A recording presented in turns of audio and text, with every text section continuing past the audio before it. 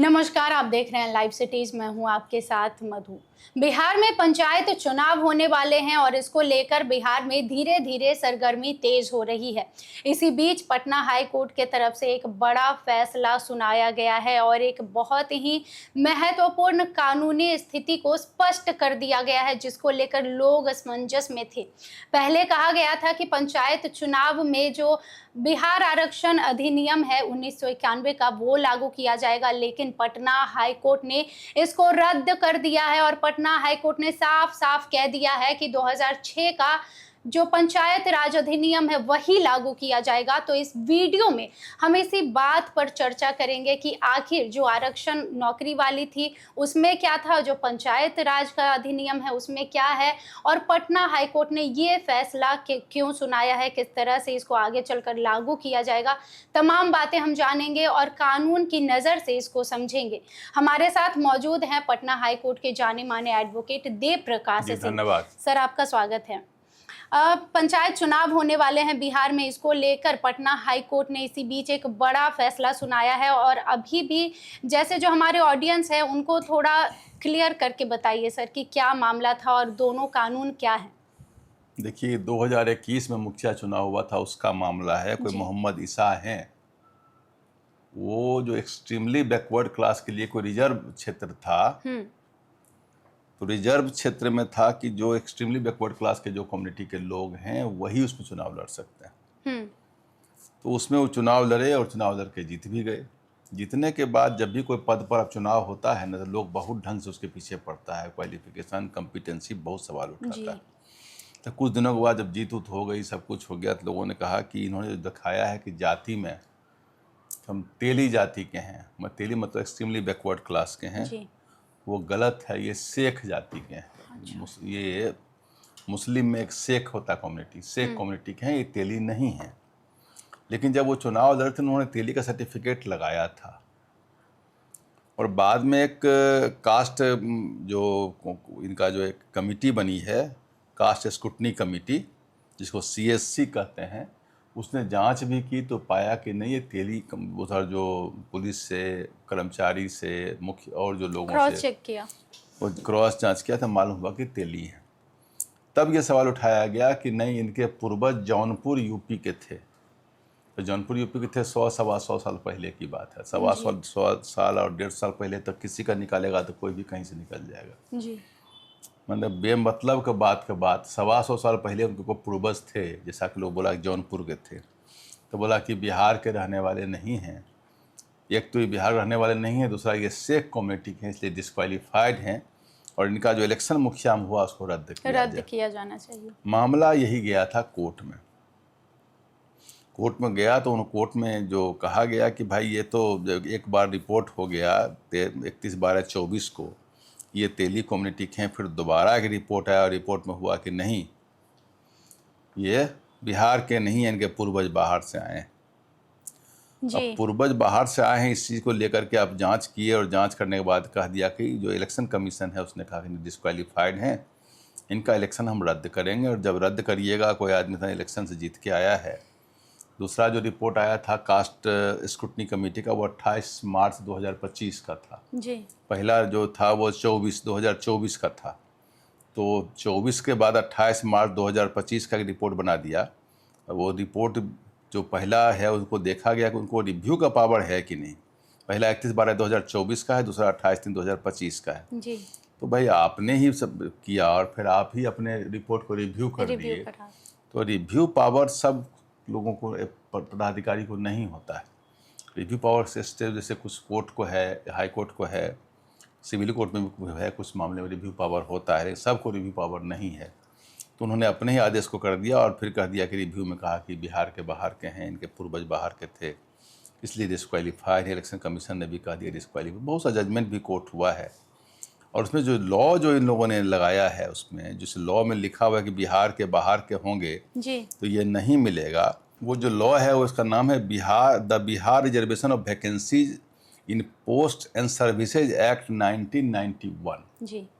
उसमें लिखा हुआ है ये सेक्शन 50 इसमें कि जो उसके लॉ में कि आप जो है सो उसके अंदर जो है सो लिखा हुआ है जो बिहार के बाहर के होंगे, जो बिहार के डोमिसाइल नहीं हैं, जी उनको बिहार के रिजर्वेशन का जो फ़ायदा है वो नहीं मिलेगा। जी लेकिन वो सर्विसेज एक्ट है, वो नौकरी में ही एक्ट लगा हुआ है। जबकि पंचायत का इलेक्शन जो गाइडेड होता है, जी वो इलेक्शन गाइडेड होता है बिहार पंचायती राज एक्ट 2006 6 वाला। सेक्शन 15 का सब सेक्शन 5, उसके तहत गाइडेड होता है। उसमें ऐसा नहीं लिखा हुआ है कि जो बिहार से बाहर के होंगे और जो इसमें होंगे, ओबीसी लिखा हुआ है। आपको बता दें कि रिजर्वेशन 50% से ऊपर किसी हालत में नहीं होता। बीच में नगर निकाय चुनाव में बहुत लंबा चौड़ा हुआ था जी और हुआ कि नहीं, नगर 50 के बाद भी इतने % का हो जाएगा। लेकिन सुप्रीम कोर्ट का बहुत सा जजमेंट है, उसमें लिखा हुआ है कि किसी भी चुनाव में रिजर्वेशन 50% से ऊपर नहीं हो सकता है।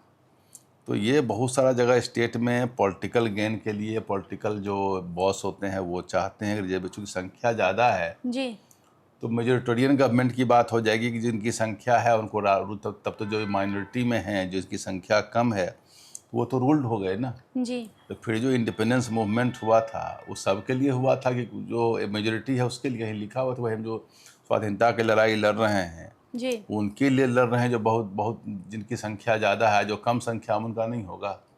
मान लीजिए कोई कम्युनिटी 5% है, कोई 2% है, कोई 3% है, कोई 4% है, तो क्या ये डेमोक्रेसी का मतलब ये थोड़े होता है कि जो अधिक संख्या हम उसके ऊपर शासन करेंगे वो दास बन जाएगा और वो जो है शासक बन जाएंगे।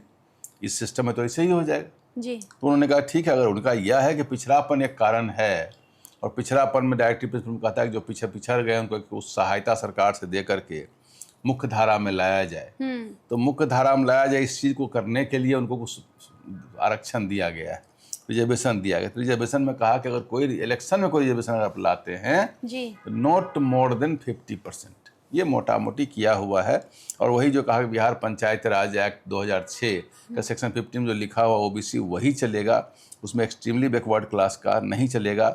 उसमें यह भी एक कोई जजमेंट बिहार का ही कोर्ट किया गया है, उसमें कहा गया है कि एक महिला थी वो केस लड़ी थी, उसमें वो उसका जिस बाद में इलेक्शन भंग हो गया था, इसलिए भंग हुआ था उसका किया हुआ, चूँकि वो बिहार के बाहर की पाई गई कि उसकी शादी बिहार में हुई थी, यहाँ के रहने वाली नहीं थी। अच्छा लेकिन उस केस में जो कास्ट कम्युनिटी का जो ये कानून कमेटी का जो स्क्रूटनी कमेटी रिपोर्ट था जी उसमें ये रिपोर्ट में था कि वो शेख कम्युनिटी की थी। अच्छा यहाँ जो कमिटी ऑफ स्क्रूटनी कमेटी का जो रिपोर्ट है उसका रिपोर्ट है कि नहीं वो तेली का है, और बाद में से चेंज कर दिया।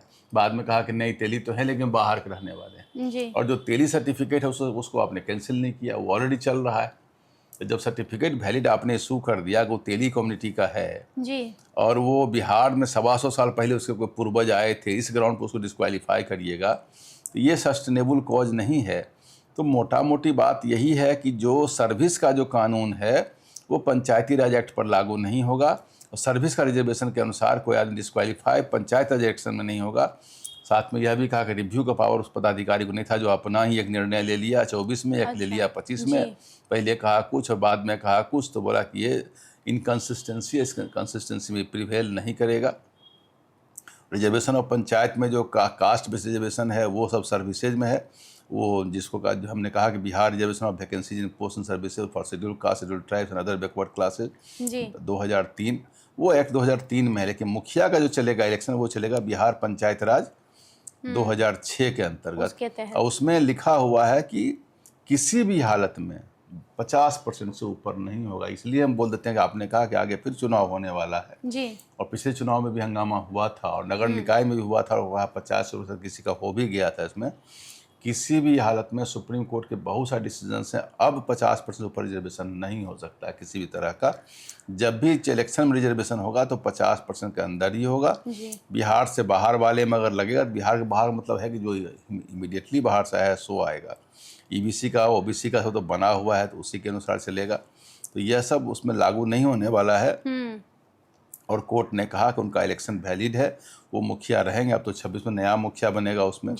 और जब चुन करके वो बंदा आया है जांच में भी रेवेन्यू कर्मचारी सब बता दिया तेली कम्युनिटी का ही है, तब तो बे मतलब हाँ वो जो जजमेंट में बता रहा था ना, तो बिंदु देवी वर्सेस स्टेट ऑफ बिहार, जिसमें वो था कि वो शादीशुदा होकर आई थी यहाँ बिहार में और वो शेख कम्युनिटी की थी। अच्छा। बट यहाँ वो बात लागू नहीं है। उसने कहा कि ये जजमेंट लागू यहाँ पर नहीं है। तो मनोज प्रसाद और भट्ट से इलेक्शन कमीशन भी वाला जो judgement state of election commission का है वो भी उन्होंने कहा कि वैलिड नहीं है। और इन सब चीज़ों को करते हुए कह दिया कि जो उनका इलेक्शन है मोहम्मद ईसा का वो वैलिड है और वो पंचायती राज एक्ट है 2006 उससे गाइडेड होगा, न कि सर्विसेज एक्ट से गाइडेड होगा। और रिजर्वेशन कोई सी भी हालत में 50% से अधिक नहीं होगा। मोटा मोटी फाइंडिंग यही है। जो मोटा मोटी आपके जो न्यूज़ के लिए ज़रूरी है वो यही है कि किसी भी हालत में 50% से ऊपर रिजर्वेशन नहीं है। बिहार से बाहर का मतलब यह नहीं, एक 125 साल पहले किसी के पूर्वज आए तो उसके लिए बिहार से बाहर हो गया। सर्टिफिकेट कास्ट का अगर इशू हुआ है तो वैलिड है until unless it is cancel for fraud और फ्रॉडलेंट एक्शन। जी, तो तमाम बातें आपने सुनी है। अब देखिए किसी भी हालत में जो पंचायत चुनाव होंगे बिहार में उसमें 50% तक ही आरक्षण होगा और जो अधिनियम है 2006 का पंचायती राज उसी के तहत जो चुनाव है उसे कराया जाएगा। तो तमाम बातें आपने सुनी है और हम आशा करते हैं कि आपके मन में भी जो कन्फ्यूजन होगा वो ज़रूर दूर हुआ होगा। आपका बहुत धन्यवाद सर, और आप भी जुड़े रहिए हमारे साथ। बिहार की तमाम खबरों के लिए बहुत धन्यवाद।